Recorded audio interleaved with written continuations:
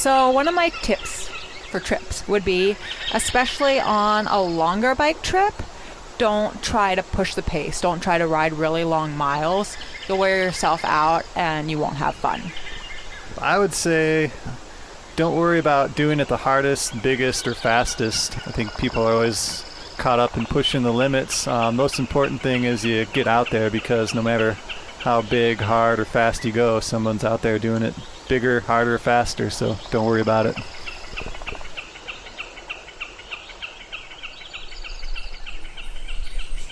Hi, this is Greg from Explorer Maps in Missoula, Montana. We're excited to collaborate with the Trail Less Traveled, helping connect people and place through art and storytelling.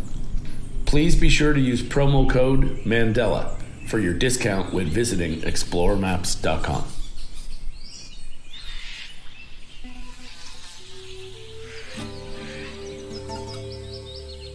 Welcome to the Trail Less Traveled, an adventure radio series and podcast dedicated to collecting stories and sounds from around the world in order to take you back to mankind's earliest form of entertainment, storytelling.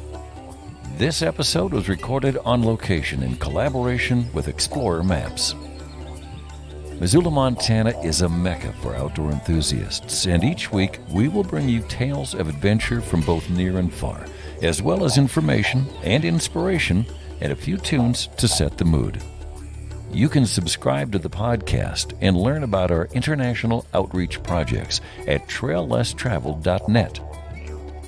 And now, here's your host, international expedition guide, conservationist, and yogi, Mandela. It's a beautiful Saturday afternoon, and I'm turning around and looking at the Clark Fork River. We are sitting on the patio of Big Sky Bikes. Not many of you know, but Big Sky Bikes, located right here by the footbridge at the university area, has a phenomenal patio behind it. Not only that, they have incredible knowledge. They're an amazing resource, so come on by and check out Big Sky Bikes and this patio. I'm sitting here with Sarah Raz and Josh Tack. Sarah is a lover of cats and coffee. She lives in Missoula, Montana, and she travels the world in search of the perfect cappuccino. Much of that traveling is done via bicycle. Like Sarah, Josh is also a lover of cats and coffee. He lives with Sarah in Missoula. He works at Adventure Cycling. Sarah and Josh, thank you so much for joining me here on location. Thanks for having me. Yeah, thanks for having us, Mandela. These guys have traveled all over the world. You guys have bicycled from Montana to Mexico, Peru, and then most recently, where did you go? Most recently, we were just down in Utah just for a week, but we've also done trips in Spain, Italy. We went back to Mexico, and then Alaska and Canada. What kind of bikes are you guys on? We're going to talk more in depth about this later on, but just out of curiosity, when some people might be like, oh, they're on a motorcycle. No, you guys are pedaling. You know, it really runs the gamut for us. We are a lot of times off-road, so we're usually on mountain bikes, hardtail mountain bikes. And to be clear, and I want to really touch on this a lot and make sure that everybody understands, I'm usually on a $600 hardtail mountain bike, so it's not a fancy mountain bike at all. And so people really, I want everybody to know that if you want to go on a bike trip, just get a mountain bike that works, a bike that works, and go for it. It's definitely something that you don't have to have fancy equipment to do. Before we scheduled this interview, I asked Sarah what her favorite retail bike shop was in town, and I was wondering, Sarah, why is it Big Sky Bikes? I really love Big Sky Bikes. I feel like the mechanics here are really knowledgeable. Robert really knows a lot about bikes. Robert's the owner. He definitely practices what he preaches with bikes. He rides a ton, loves the community. And I also actually feel like would be a good question for Josh. Josh is really enmeshed in the cycling community and has ridden on the team here a lot. So maybe Josh can talk about that some too. Yeah, no, Robert definitely practices what he preaches, so do the mechanics. They're super knowledgeable, not just about the bikes, but where to ride in Missoula. So if you had any questions where to go on any given day, they can point you in the right direction. And maybe most importantly, they've got a fit studio here. I think being fit properly on a bike is huge. No matter what level of rider you are, you're gonna enjoy riding the bike a lot more. Could possibly prevent injuries down the road, and yeah, it's a huge thing that they've got. They've got a whole studio upstairs, and they'll make sure that you're fit well. We are here at Big Sky Bikes recording the show today, and Josh, you've been racing in Missoula, Montana for 10 years, and you've ridden for the Big Sky Bikes team for over 5 years. Tell us about that kind of racing. What is it like? Not racing quite as much as I used to in the past, but the season's long. The season really kicks off in March, and so there'd be years where you'd start riding in January. Montana's not the easiest place to ride, or to race, I should say, not ride. It's a great place to ride. It's a tough place to race just because the distances between towns can be big. So I raced a lot of road, which meant a lot of trips out to Seattle and Portland, unfortunately. But if you're into mountain biking, this is definitely the place to be mountain biking, riding, racing. Same with cyclocross. So yeah, season kicks off in March. You've got road through the summer, sprinkle some mountain biking in that, and then cyclocross takes you through October. So rest for a couple months and go back at it. So cyclocross is a really fun sport. It's really good for beginners and for people who take it competitively. I would encourage anybody in Missoula who is interested to try it out. It's a circuit course, so it goes in a loop, and people can ride from anywhere. Beginners usually ride for 40 minutes, while advanced people ride for an hour. It's nice because it's not like a road race where if you're a beginner, you just get dropped right away. It's a circuit, so you're just in the mix with everybody, and it's not a really long race. Anybody can usually ride for 40 minutes. It's really spectator friendly, so people love to come and watch and cheer. There's usually a lot of drinking involved, and it's a fall sport, so when things are kind of calming down, there's not as much going on, everybody can kind of head out, do that sports in the evenings after work, and it's once a week. Yeah, and I think bike racing is a lot like any kind of riding. You find a group of friends and you do it with them. People look at competitive sports, I think, a lot as selfish in some senses, but you find a good group of guys, you get along, girls or whatever, and you load up the car, you go. It's a fun way to travel. Bikes run the gamut from all types. You can get a bike that rides like a Porsche, a carbon bike with skinny tires, but then you're pretty much going to be reserved to the road. Cyclocross bikes or touring bikes, or now there's even bikes that they call gravel bikes. They'll have drop handlebars like you'd see on a road bike, but you can put some wider tires on. So you can explore the fire roads, logging roads, gravel roads, in addition to riding on pavement. So it's an awesome bike to have if you just want to cover as much terrain as possible. And then with mountain bikes, you can still ride a mountain bike on fire roads and gravel roads and pavement. You can do whatever you want, really. There's no rules. But then they're great for, taking to the trails. We are on location on the patio at Big Sky Bikes speaking with Sarah Raz and Josh Tack. And I'd like to back it up a little bit and talk to you guys about the evolution of you both as cyclists and adventurers.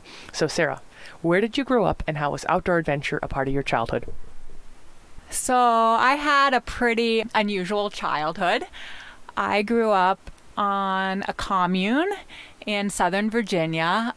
I was born on a commune, and then after a few years living there, my parents and I moved off, and we lived in a school bus for a while. And so I just always kind of lived, around a bunch of other kids, kind of half indoors, half outdoors. We never had, when I was a kid, any running water or electricity. And so I just kind of was always inside, outside, chopping firewood, running around in the woods. We always lived on a lot of land, and I always spent a lot of time outside, and also always working really hard to, make the necessities that we needed, like staying warm, all that kind of stuff. Outdoor adventure was always a part of my life, but it was also staying warm, taking baths, all the things you need in outdoor adventure, those kinds of things were always part of my life. Building a fire, heating water were always part of my childhood. Learning those things, it was never when I got older I had to learn how to build a fire. It was always, that was part of my life growing up. So I feel like I kind of got a head start that way.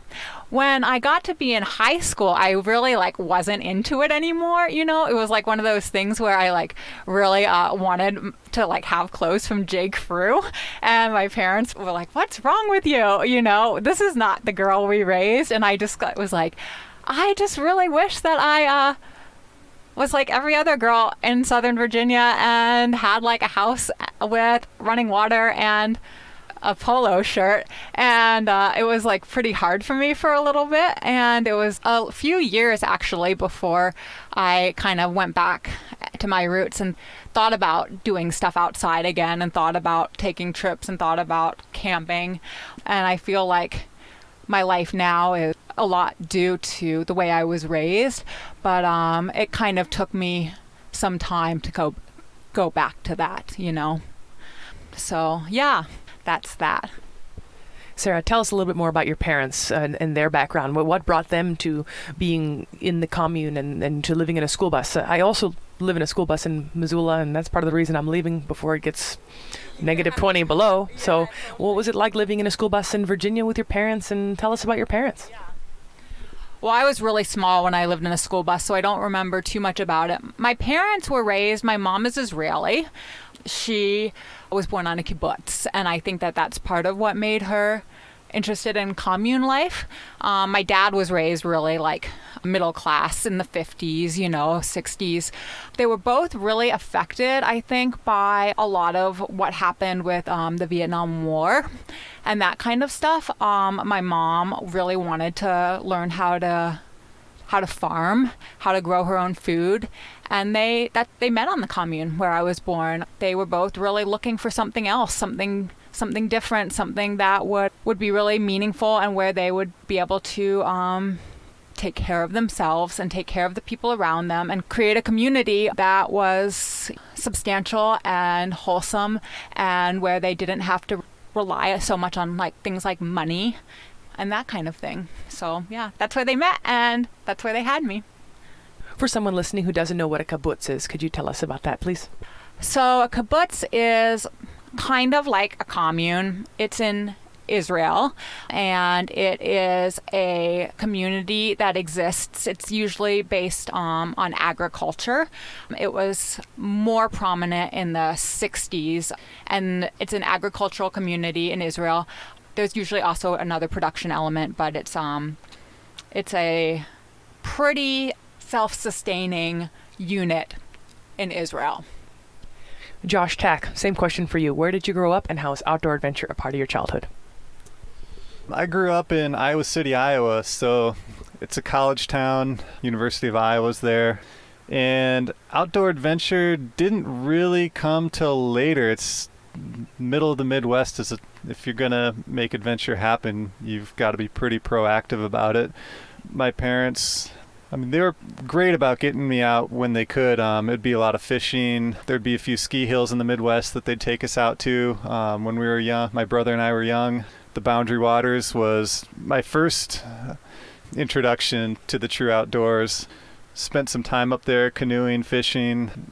What got me into bicycling would have been my mother's doing. There's a bike ride across the state of Iowa called Ragbri. It's a 5-day ride. You start on the west side of the state, and then you make your way over to the east side of the state. So you dip your rear wheel in the Missouri and your front wheel in the Mississippi when you're done. So that's what got me into biking, but it wasn't really until I got out to Montana, and honestly until I met Sarah, that adventure really took hold. She was probably what gave me a little push that I needed. How did you guys meet? Sarah and I met working at Adventure Cycling, and that would have been, almost 10 years ago. So yeah, I'd been working there for only a couple months, and then Sarah came on board, and it took a while after that, maybe about a year after we'd been working together. Yeah, we started going on some bike trips with each other, and then it didn't take long. I think we were hiking one day, and Sarah said, maybe we should go to Peru. And we didn't know each other extremely well, but for some reason I thought it sounded like a good idea, and so bought some tickets, boxed up our bikes, and went to Peru for 4 weeks, 5 weeks. Yeah, like 5 weeks. We'd been dating for like 6 months. Maybe it was 6, yeah. But yeah, no, I don't think we could get that much time off again. I love what you guys said about you doing some trips around Missoula and then you went to Peru. One wonderful thing about being in Missoula, Montana is that you don't have to go that far for a little adventure cycle. What do you guys think about the local cycling around Missoula? That's a hard question, I think. There are some great loops to do around here, like some bike overnights. We've done some super fun ones. And yeah, if you want to go to a bed and breakfast for an overnight, that's great. If you want to go camping for a couple nights, that's great. We've done some super fun ones over like Skalkahoe Pass. That was a really fun one. It's great. And if you want to do it on a road bike, you can. A mountain bike, that's a super fun one. We headed up. Sometimes we just like to go up the Rattlesnake Main Corridor. If you ride up 4 miles, you can just ride up, camp, come back. It's great. So yeah, there's tons of really good ones around here. Yeah, and bicycle touring's a lot like backpacking. If you're familiar with backpacking, all you really need is a bike, and you've got the rest of the gear to do it. We've done trips where we've just ridden down the Bitterroot, locked up our bikes at a trailhead, and then started hiking up to a lake, spent the night, and then came back, grabbed our bikes, and rode home. So yeah, there's really no limit to what you can do around Missoula. Now, these guys met at Adventure Cycling, and they did a lot of local loops around Missoula. And then hiking one day, Sarah asked Josh if he wanted to go to Peru. And so they bought tickets, boxed their bikes up, and went. And so now we're going to go on an adventure with these two. I'm going to hand it off, and perhaps we'll start with the boxing of the bikes. Yeah, boxing up a bike on a plane's not too bad. It's expensive, so that's something. Anytime you're going to fly with a bike, definitely look at your airlines and see what they're going to charge you, because there can be some sticker shock associated with that, anywhere from $100 to $200 per bike per flight. So know that going in. Maybe it would be better to rent bikes at your location, or possibly ship your bike to location. So, but if you are going to box your bike up, you're still going to have to box a bike to ship it. It's not as bad as it sounds. A lot of bike shops, they'll have boxes on hand, the same cardboard box that a bike is shipped to the shop in. Once they've built it up and put it on the floor, then they've got to get rid of that box. So sometimes you can score a box pretty easily from the shops in town, and then it's really just a matter of popping the front wheel off, turning the handlebars, and then padding the bike up. We tend to pack a lot of our clothes, like tents, sleeping bags, whatever we can fit in the box if possible, just to kind of save on luggage space on the plane. But yeah, there's tons of tutorials on the web, and if you ever want to learn how to box up a bike, you could even have your shop just kind of show you the basics too. A handy trick too, when you're arriving to a spot and when you're leaving, it's sometimes in a place like Peru or even like Mexico, there isn't a bike shop to get a bike box to pack up your bike when you leave. So one thing that we like to do is when we arrive, like say we're arriving in Peru, or if we're arriving like in Mexico City, is to stay at a hostel, and then when we come back to stay at that same hostel and ask them if they'll keep our bike box for the duration of our trip. That way we'll have a bike box to pack our bike back in for the trip home, because otherwise it can be sometimes hard to grab a bike box. Yeah, and if you can't find a bike box, you can always go to an electronics store and tape a bunch of TV boxes together. I'd like to talk to you guys a little bit more about the research that you do or do not do before you cycle internationally.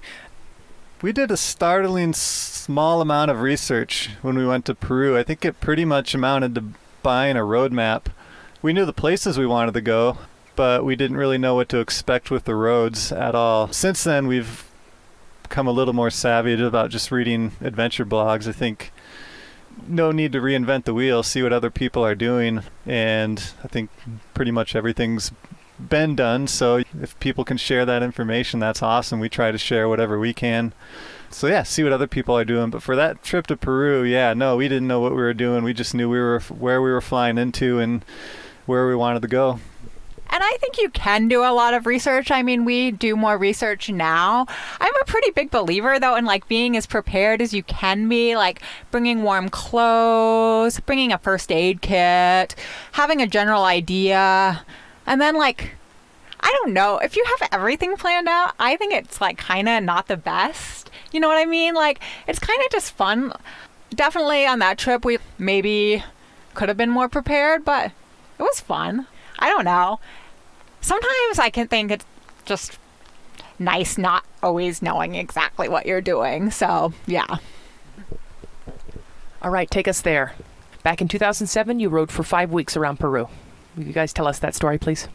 So we flew into Lima, actually, which wasn't the best plan. We should have flown into Cusco. We tried to save like $50. So we flew into Lima, and then we had to take the bus up to Cusco, which is where we wanted to start. We didn't know where the bus station was from the airport, so we were dragging our bike boxes all the way across Lima. They were really heavy. We were really tired. We'd just been flying for like a super long time. And we were really cranky with each other. So that was kind of how the trip started. That's definitely how it started. And Lima's a really big city. It's a little bit decrepit, I would say, too. Yeah, no, we were really trying to be on a budget, which make life easy for yourself and don't skimp on the trip to where you're starting. It would have been worth the money just to get straight to Cusco and then not have to deal with the bus ride in the big city. One thing that we did that actually was really helpful was there's an organization called the South American Explorers Club. And so when we got to Cusco, they had a branch right there in Cusco. So they stored our bike boxes for us, and they had some good maps for us too, because at the time we really didn't have much of a map other than just a map of the whole country. So it wasn't very detailed. So right then, I guess that's when our trip planning really started in earnest. We kind of sketched out a route based on what the people at the South American Explorers Club were able to tell us, but we did not anticipate the elevation. I can't remember what the elevation of Cusco was, but I feel like it was over 10,000 feet, and so that's a rough way to start. We are recording here on the patio outside of Big Sky Bikes. We are getting rained on, but it's actually beautiful, and I'm glad you said that you want to stay outside, because I do too. Okay, so let's continue. Okay. Peru. So yeah, we took the bus up. It was extremely windy. I was pretty sick, but it was fine. We got up to Cusco. It was beautiful. And then we headed down. So our plan was to ride down the Sacred Valley like that. I don't know why. I always really wanted to ride down the Sacred Valley or visit Peru. I feel like when I was a kid, I read this book called Cut Stones and Crossroads, which was about the Incas. And I was just really, really interested in the ruins there. I just really wanted to check them out. And so that's part of the reason I really wanted to go to Peru. Yeah, so we just did it. And we started riding. Nobody bike tours in Peru. It was really fun because there was a lot of traffic, a lot of tour buses, and everybody cheered for us like we were in the Tour de France. Whenever they would pass, it was like they could not believe that people were riding their bike. It was so awesome. We felt like we were just like total heroes. No, it was fun getting cheered on, especially on some of the passes. But yeah, no, the Sacred Valley was incredible. I mean, we descended down into it, and yeah, it was just unbelievable to see the steep mountain slopes and look all the way down and think, I cannot believe we're going to descend that far. But no, the colors there were incredible. I mean, the markets, the people, everything was really vibrant. And traveling on a bike was just the perfect speed to travel. I think walking would be a little bit too slow for something like that, and being in a car or in a bus would just be too fast. So it was so nice to just poking along maybe 15 miles an hour and being able to pull over anytime you saw something that looked cool or interesting. You just notice so much more, I think, when you're riding, that you can get a little bit more out of it. Even though we don't cover quite as much distance as someone would in a car, it still felt like we saw a great deal. We brought a tent and sleeping bags and stuff to Peru. We never camped. We camped one night. There were just like a lot of towns, and we just ended up staying there. It wasn't expensive, and we just felt like it was easier. That was what happened in Peru in terms of camping. We didn't. We met some really nice people in Peru, and we stayed with them. That was really fun. Guido, yeah, no, we stayed with Guido. Guido, I almost thought I was going to lose Sarah to. We hadn't been dating for long enough, and he was a bodybuilder, a surfer. He played the bass guitar in a band. He owned an organic farm. He raised guinea pigs. He was, yeah, right, I know, we're all going to Peru. Yeah, he was super fun, and he was really handsome. And he and Josh played this trick on me. he had like this bag of whey protein, and they pretended like it was cocaine, and they were like, they had it on the counter, and Josh was like, "Hey Sarah, look at that," and I was like, "Josh, we have to get out of here." And they were like, "Just kidding. It's whey protein." But yeah, it was really fun. And one thing that's really big in Peru is downhill mountain biking in some of the towns. So that was cool to check out. Peru's a really fun scene. The people there are really friendly. The food is really good. We had a great time. Yeah, but the only odd thing was we were too much of dirtbags to pay the trip over to Machu Picchu, so we missed out on that. I'd like to talk to you guys about some of the food that you took, particularly in Peru, and don't leave out the snacks. What did you guys snack on as well? Okay, so this is like a sore point for us in Peru because actually at that point I was raised vegetarian, and I've started eating meat like in the past few years, but at that point I was actually still a vegetarian. It was like a thorn in Josh's side. And I regret it at this point that I didn't eat meat. I didn't eat meat on that trip, and I didn't eat meat on our first trip to Mexico. It really limited my options in those places. And actually one of my travel tips is don't limit yourself. If you're in a place where meat is a main thing to eat, like just do it. Like, don't be picky. Eat what the people around you are eating, because it's really, really it's really culturally significant, you know? I ate like rice and beans and cheese, and I wish that I had been more open, but that was what I was eating then. So yeah, no, but you really do have to eat the food there. I mean, traveling on a plane, it was difficult to bring a stove. Generally, when we travel, we're cooking our own food, so it'd be a lot. We brought a lot of dry foods, and I think we actually brought, I don't know, we call them snacky sticks, but those like sesame sticks you get the bulk section at some stores. But I remember at one point, I think I threw the whole bag of snacky sticks off a cliff because I had it with them. But can only take so many snacky sticks. But yeah, but from there on, no, it's just, yeah, when in Rome, you do what the Romans do. And so, no, the food there was incredible. Gosh, and I remember, what was it, molasses? Or that big thing of molasses sugar that I sucked on that thing for like a week, and it's amazing I didn't lose my teeth. It's not so much when you're buying the food, but when somebody's offering it to you and you say like, "No, I can't eat that." And it's like, I just feel like it's a difficult thing, and I really regret that. But, you know, I have to go back. Yeah, for sure. What are some other bits of advice for, in particular, someone riding in Peru that you guys took away? I think one thing we were surprised with was how polite the traffic was. People there don't drive super fast. The roads are narrow. There's not a shoulder, but there's also not a lot of traffic. And the people were great. I think one tip is if you want to camp somewhere, just start asking around. People are always happy to help, and even if you don't speak the language, generally you can kind of get your point across, kind of pointing out. I think when people see you on a bike, they tend to be a lot more gracious. I don't know what it is about that type of travel, but maybe they're just more interested in it. They want to learn about it, but go out with an open mind.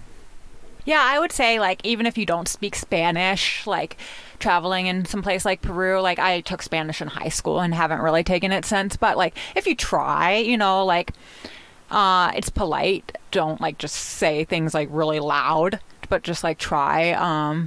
People are really receptive and really appreciate it. Josh and I have found, like, we have traveled in Mexico and a lot, and places like Peru, and people always are like, "Oh, isn't it scary? Like, are you afraid to camp there?"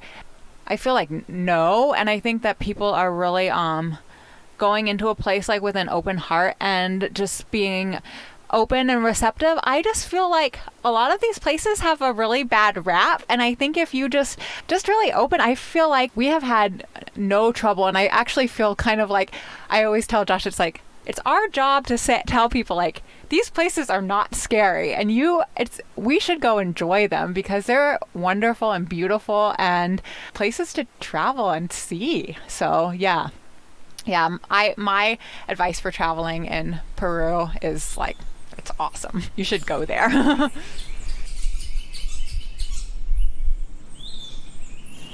Hello, this is Greg Robitaille from Explore Maps in Missoula, Montana. For as long as I can remember, I have been amazed at how my brother Chris turns his creative thoughts into the most incredible art imaginable. When we were young kids growing up in Toronto, one day our mom said, "Chris, please go take a nap." But as fate would have it, I think he heard Mom say, "Chris, go make a map." And thus, I like to think that's when Explore Maps was born. Many years later, we have now rendered more than 60 hand-drawn artistic story maps of travel destinations worldwide, all created with the intention of connecting people and place and helping communities raise awareness for the conservation of our public lands and the wildlife and distinct cultures that inhabit these amazing areas. So come along and join Chris and I on this educational and inspirational journey, using hand-drawn maps as the vessel to help tell these unique stories. Please be sure to use promo code Mandela for your discount when visiting exploremaps.com. One thing that's super important is the fact that you can get a bike that works and go out the door and ride. Let's talk about that, Sarah. Yeah, I just think that people a lot of times get really hung up on the fact that like they need a really expensive bike to go on a bike tour, like a really expensive new touring bike to get out the door. And I really think it's important to understand that in order to go on a bike tour, you just need a bike that fits you and that you're comfortable on. And that's like, you need that. You need, if you're going to be camping, you need a sleeping bag that keeps you warm. You need something to carry your gear in.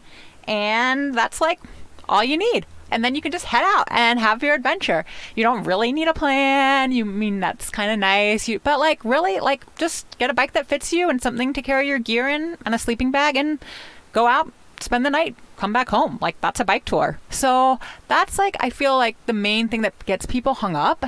And I think like once you cross that hurdle, like you're good to go. So I feel like I talk to people about that a lot. Like they're like, I want to go on a bike tour, but I can't afford it. And it's like, you can buy a bike and it doesn't have to be an expensive one and you're good to go. What about the preparation as far as if, the bike breaks or you need a new tube? How much first aid gear do you bring for your bike? That's a really good question. And that is one that I'm going to leave to Josh.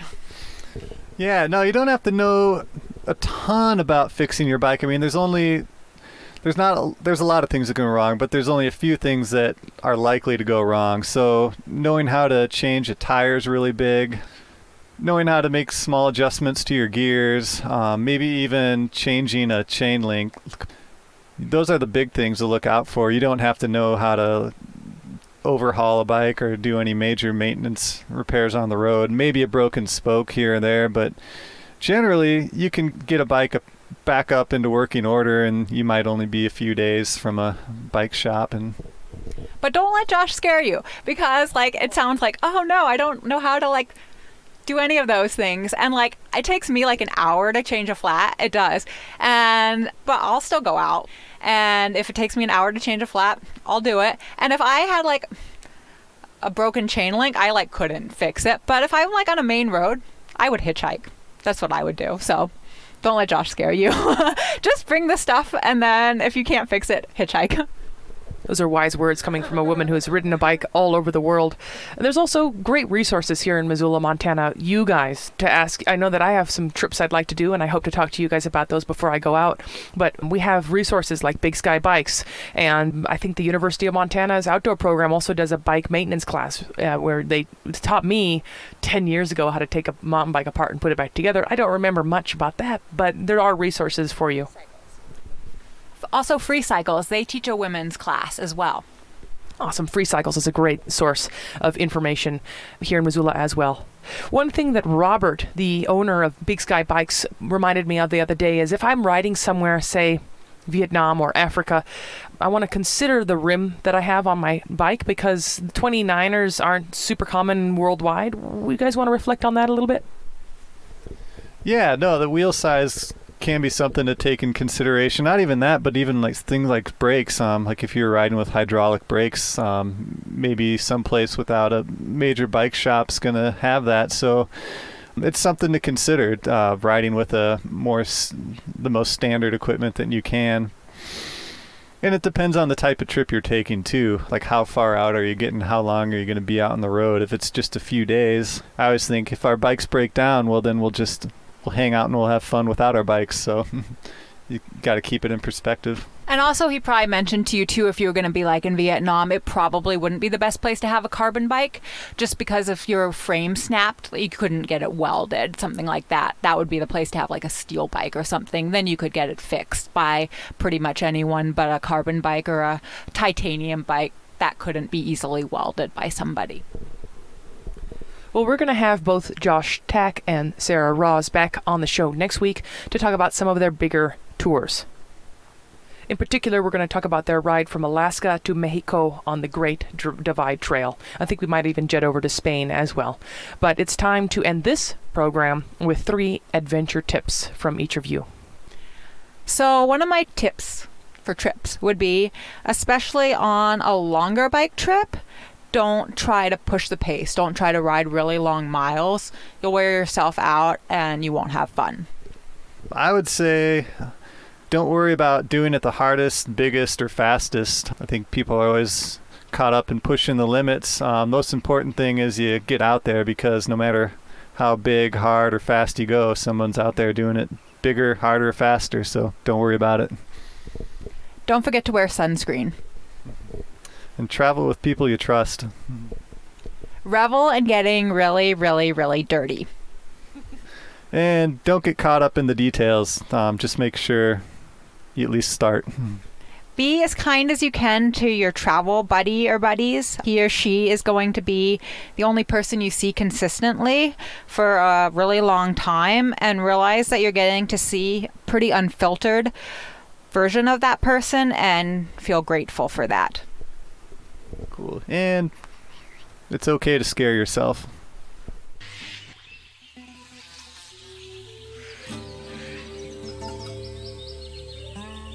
Namaste Missoula, Mandela here, your host of The Trail Less Traveled, the community's source for adventure and conservation information and inspiration. The show premieres every Sunday night at 6 Mountain Time, streaming live online at trail1033.com. If you missed the premiere, you can find the Trail Less Traveled podcast everywhere podcasts are found. The Trail Less Traveled is dedicated to collecting stories and sounds from the most remote locations around the world in order to bring you, the listener, back to mankind's earliest form of entertainment, storytelling.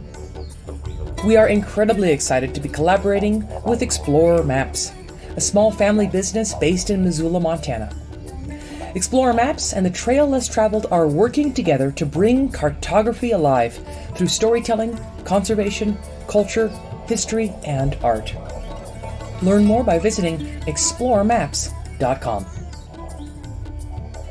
I'd also like to take a moment to thank my friends and sponsors at Big Sky Bikes.